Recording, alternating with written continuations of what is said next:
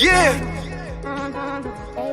Welcome to the podcast, where you better tune in. You can see the picture, all you gotta do is zoom in. You in your man cave, it's no time for your girlfriend. They talk about the Sixers and how the Sixers gon' win. If they take your loss, they gon' hear BG going in. Jenny from the block, that's a lot. They was up 10, now they down 5. You can see it in his eyes, he a fan for life, and he sitting courtside.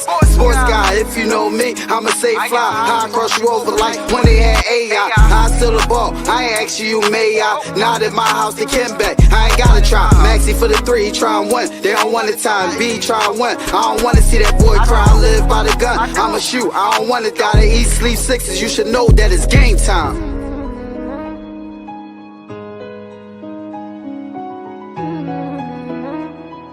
Avanto, this shit wavy.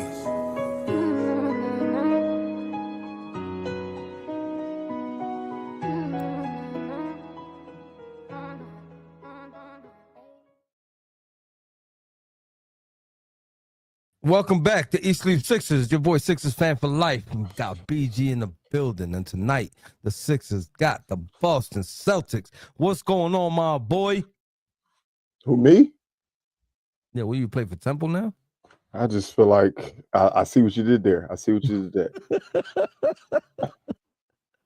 Man, I saw that injury report today, and I said, yo, literally the Sixers' entire payroll is on the injury report. Everybody who makes significant dollars on this team is not playing basketball tonight. And it really hurts my feelings. It really, really hurts my feelings. You want to hear the starting lineup? Yeah, let's get it.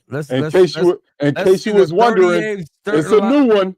Yeah, the 38 start lineup of the year. Let's get it.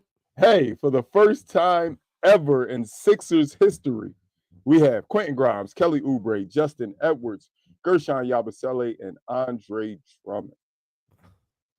Another starting lineup. That's crazy work. I don't hate the starting lineup. Happy birthday, Lionel. Oh, turn up, Lionel. Happy birthday, man. Yeah, turn up. Big shout out to Lionel. I'm sorry, but enjoy the rest of your day. It ain't much left. Don't watch the game. Yeah, don't watch the game. Yeah, if you want to have a good birthday, do not watch the game. Like, how is this the don't get me wrong, like the 5 I'm looking at, I don't mind this 5. This 5 doesn't upset me when I look at them, but how is this possibly our starting 5 against the Boston Celtics? All 5 of the players in the starting lineup, Jose, are ideal bench players. Quentin Grimes, ideal bench player. Kelly Oubre, we already know. Andre Drummond, backup center. Yabusele could be a starting 4, but probably best suited as a backup 4. Justin Edwards, probably a great backup 2. Everybody in our starting lineup is a regular bench player. Bobs, they will compete, right? They will compete for 36 minutes, and then it's a wrap after that. You feel me? They will have you on an emotional roller coaster thinking we're going to win for 3 quarters straight and then fumble the bag. That's what I've been getting out of this team for the past couple weeks. But is it fumbling the bag? Because currently the bag, I hate to say it, but the bag is Cooper Flag. The bag is Cooper Flag. I'm just being honest. It's going to be hard for us to finish dead last, but we got to at least protect that part. So I don't look at it as fumbling the bag. I look at it as, hey, they got some good cardio in, and they took a L. At least I got a Super Bowl to celebrate still. That's all I'm looking at right now. Come on, frame. Let's not act like Harden didn't drop 50 for us once or twice. You dig me? He ain't doing that on a nightly basis, man. Stop. That was a good try, though. Everybody that ever been a Sixer and moved on still looked good. Everybody that ever looked good and then became a Sixer suddenly looked bad. So I'm not surprised that James Harden's 50 points last night. Great game. But if he was a Sixer, I wouldn't expect it because it's Philadelphia. people lose their superpowers. People lose their talent when they come here. I'm not saying he was trash while he was in Philly, but that wasn't the James Harden we thought we got, just like that wasn't the Paul George we thought we were getting. Just like this isn't the Andre Drummond we thought we were getting. Like, we just, everything that happens around us right now is just somber. It just makes me. Is this the Embiid we thought we was getting? Yes, this is exactly who I thought I was getting. I didn't know it would be 19 games, but I mean, he's only shown us that he can't be healthy. So why would I think any different? That was super sarcasm. So what's the keys to the game, man? I hear them keys jing-a-lang-a-lang-a-lang. Keys to what? To the game. Make more baskets in the Celtics. Put the ball through the net more times than the Celtics is my key to victory. That's the only way we win. Is if, I don't think if we win a rebound better, if we win a turnover better, if we win a three-point. Score more than Boston. We're getting lucky. Jaylen Brown's out. We only got to deal with one superstar. But that well-oiled machine, man, has been a thorn in our side. You know what, Jose? Christmas seemed a long time ago, don't it? Yeah. Remember when we beat them on Christmas? That shit was a long. Next year, see him beat on the court with a cane. No, he gonna be on the court with a wooden leg with a kickstand. What you talking about? Hopefully he's not here. I'm over wooden leg with a kickstand, bro. You tripping? I'm over it. I've ran the Embiid process has run its course for BG. I can't take no more of it, yo. I'll be honest with you. Even if he come back and looks like an MVP through December. My whole thing that at this point in his career, I still feel like he still has the delusional thought that he's the most dominant player in the NBA. I just feel that way. That's his mentality. And I don't like it's gonna hinder the production of these young kids because he demands the ball so much. And that's what I don't want. I wish he would come into this next season saying, all right, I want to be Robin now. I don't want to be Batman. If he does that and shows that, then I'm back on board on the Embiid train. But as far as him being number one, no. Them days are over, Pop. Hang it up. Them days are over. You've been covering Joel Embiid for the majority of his career, Jose. You think he will ever say those words? I don't think it. But hey, who knows? Maybe these injuries right now are smacking him in the face. Maybe he's looking at the mirror when he's at therapy and he's saying, maybe this is the mentality I need to go into the team with. Who knows? I don't know, bro. You never know. People change. Oh, 10 years in, all of a sudden, these injuries. What about the injury from last year? An injury from the year before that? I'm not talking about the injuries. I'm talking about the role that he's playing. No, but what I'm saying is, and don't think this is me going against your point.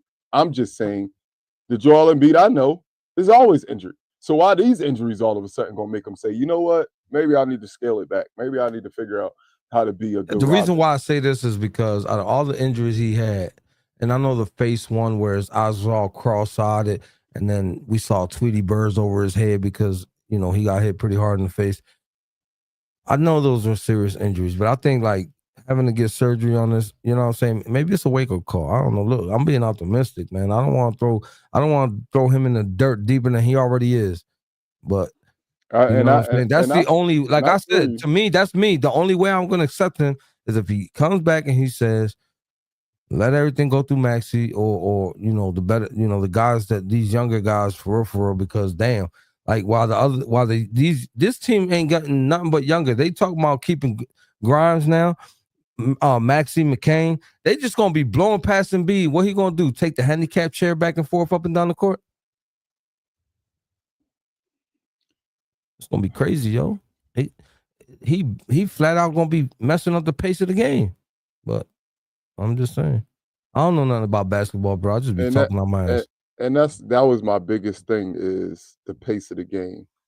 With the way we play our best without Embiid. If Embiid was in the lineup playing, quote unquote, a Robin role, Embiid would average like 18 points a game. You think Embiid's fine with averaging like 18 points a game? Ain't nothing wrong with 18 points a game if you can give it to us every night. Did he? I know that, Jose. You know that, Jose. Joel Embiid,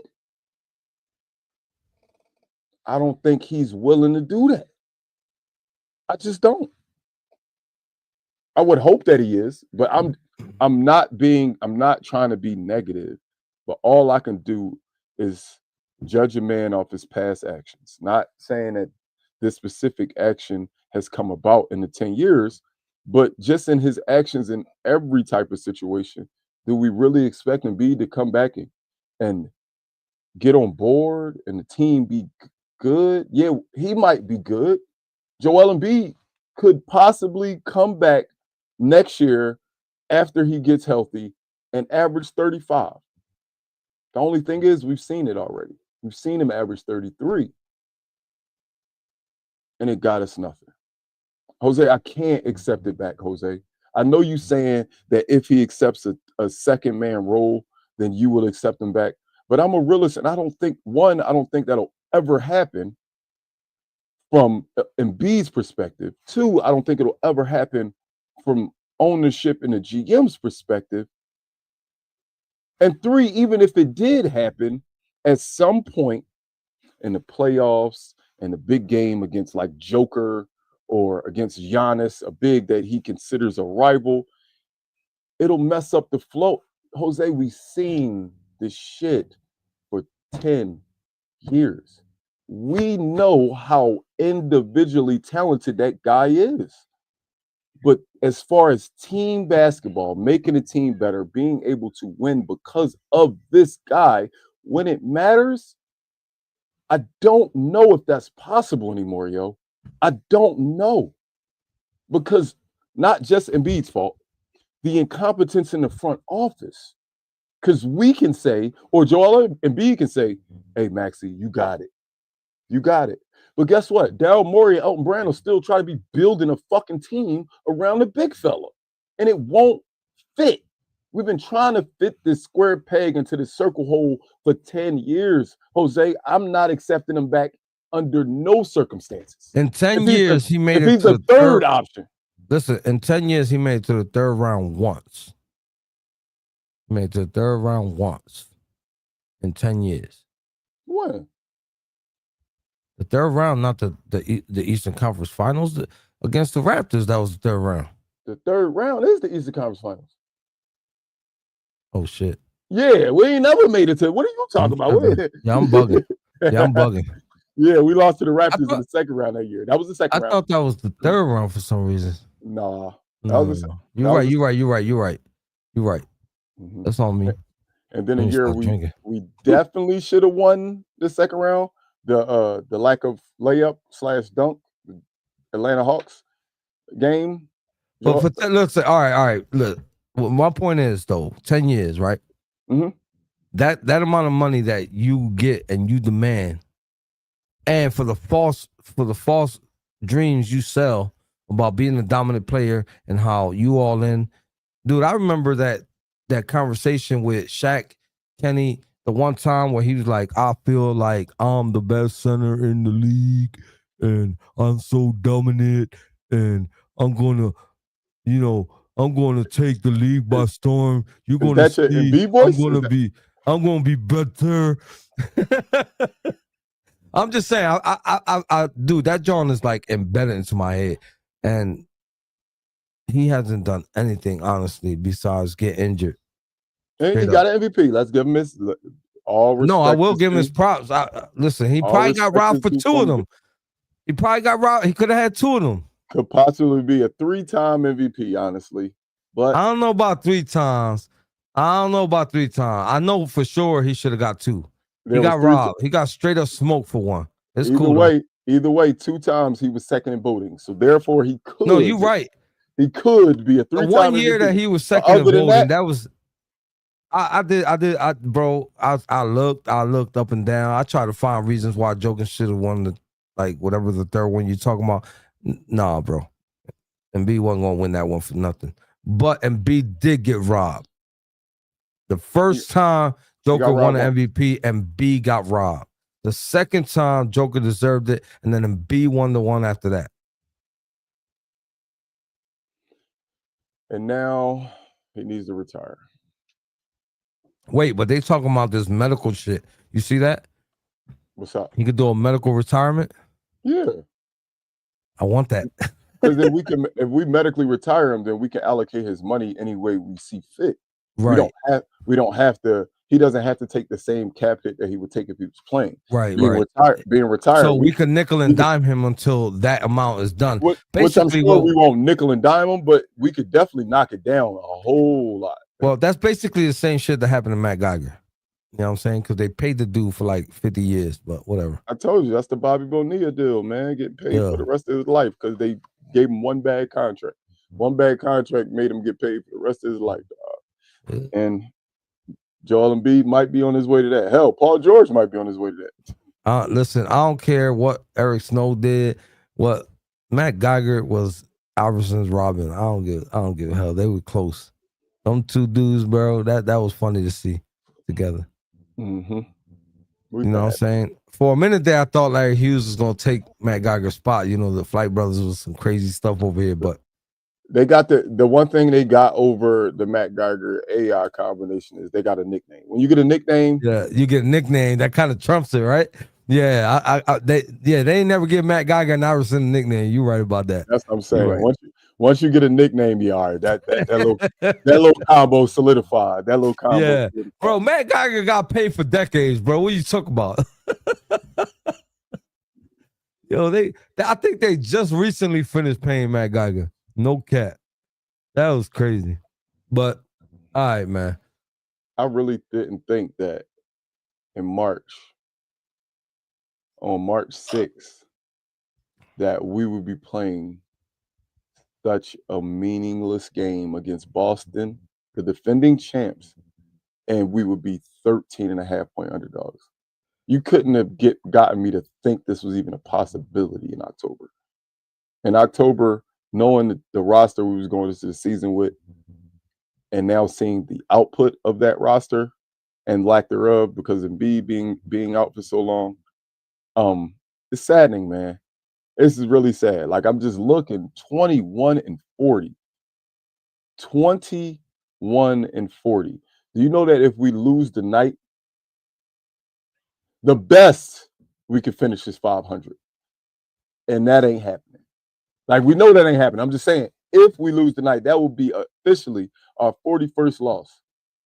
We are I was about to get him so banned. What did he do? 6 paid for years, and I like Boston. Wait, what? All right, don't like him.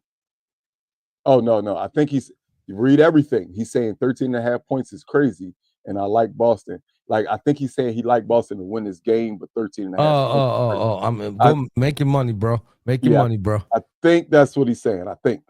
Yo, save them bets for the over and under segment. What are you doing, Fobbs? You've been here long enough. Let's go. You know what I'm saying? So if you don't know what time it is, let's get it, boy. And now, for BG's over and under. Wait. Before I get into over-unders, wait, Turk and Fobbs, y'all be in here a lot. Y'all Celtics fans for real? They done infiltrated the damn pod. No, bro, listen. You know we welcome this, bro. Listen. I know we welcome it, but all this time, I didn't know, like, Fobbs and Turk have been in here multiple times. Bro, we got in here all the time, shitting on us. Look, bro. He said the ending record would be 26-56. That means we got 5 games to win. That's crazy. We got 5 games in your eyes. All right, but let's get to the over-unders. You ready for it? Let's go. One of my favorite guys on this team right now, MOTEP graduate, Justin Edwards. I expect a good game from you tonight. You ain't got no star to demand the ball. You just get to play basketball freely. So I'm looking forward to a good game from him. I'm going to go 16.5 points for Justin Edwards. You said 16.5 points for Justin Edwards. In the starting lineup. Give me the starting lineup one more time real quick. I got it right here. But see, look, Fobbs cleared it up. He's saying, no, he just like the Celtics tonight. I knew I wasn't tripping. I'm like, hold up. I saw it. Yeah, but since we in our segment, Oh, I'm sorry. Quentin Grimes, Kelly Oubre, Justin Edwards, Gershon Yabusele, and Andre Drummond. Yo, I have a hard time picking this over and under as an over because Quentin Grimes is on that lineup and He's he next. has been smoking the net He's for the next. Philadelphia 76ers. He's been lighting shit up. So I don't know. I'm gonna take the under. I'm gonna take the over. Like I said, I'm expecting a big game from Justin Edwards tonight. So I'm gonna take the over. I think he shoots the ball lights out when he's able. So I like to see him now that we don't have anybody for him to pass it to. Up next, Quentin Grimes. You brought him up, so let's talk about him. He been hooping. He been hooping. That man averaging like 28 points a game since he been here. You know that, right? How much? Like 28 since he been here. So that means you taking the over on my 26.5. Yes. You sure? Absolutely. Okay. I got to spell it out for you. Quentin Grimes, 26.5 points. Jose is taking the over. I'm going to go with the under. Not bad game for Quentin Grimes.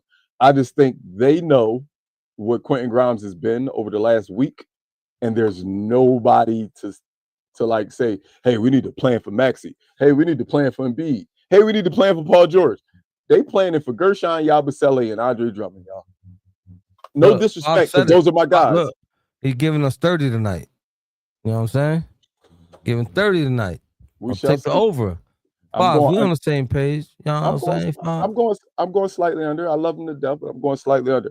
The big fella is weird that I'm picking this one for the last one. I'm going with the big fella, and I don't mean Andre Drummond. I mean Gershon Yabusele. One thing he does is when he see that, if he can see the rim from the 3-point line, he letting that thing fly.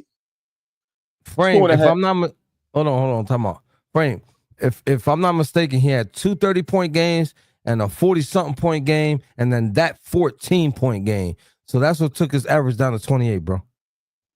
But go ahead. My bad. Where you gonna go? Excuse me. We're gonna go Gershon Yabusele. Only 2.5 3-pointers made. High number for a power forward, but I think it's a very reasonable number for our power forward because he be letting that thing fly. So 2.5 3-pointers made for Gershon Yabusele. 2.5 3-pointers. Yeah, I'm gonna take the over. I'm gonna take the over because he's shooting consistent. I'm gonna take the over. I'll go under. I'm gonna go under. Who else gonna shoot threes at a high rate like him on the team? I know Quentin Grimes could do it. Justin Edwards will probably do it, but you ain't got Maxey on there to shoot 15 threes. So that's gonna spread it. I mean, Jose, don't nobody on this team shoot threes at a high rate. No, I mean he shoots a lot attempts type shit. Maxey not on the court. Maxey not on the court to take those 15 threes, 8, you know what I'm saying, that he normally take, or 12 threes, whatever it is that he makes 3 for 12, because Maxey just been crazy off of the 3 this year, if you ask me. He was a way more lights out shooter last year from beyond the perimeter. But he's just taking, doing that shit. You know what I'm saying? He's stuck in the Harden phase still, I guess. But again, you know what I'm saying? To be honest with you, who's the most consistent and as far as percentage wise got the best percentage right now has to be Gershon. I was gonna go with Nick Nurse, but if you take Gershon, okay. Nick Nurse with the highest 3-point rating? Yeah. The hell? I mean, might as well be Nick Nurse out there playing. He get a credit for every time he draw a play? Is that what you're saying? We trash. He might as well. I'm telling you, Bobby Jackson need to suit up, man. You sitting over there on the bench, put a jersey on, man. We need help.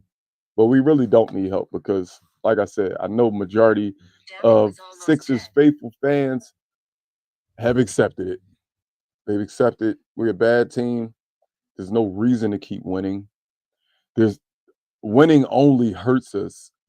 I think even the excitement of a win right after won't even feel the same. Like, I feel like if we came in here and played the song, we would be excited in the moment. And then the second the podcast was over, we'd be like, fuck. We're making Terps. things harder for ourselves. Terps. The one game that Tatum went off, he only went off in the third quarter. He had like 20 plus points. Stop, bro. He ain't dropped 50 on us all year. Stop it. One of those games, we ain't even had Embiid that we played him, and he ain't even dropped 50 that time. So cut it out.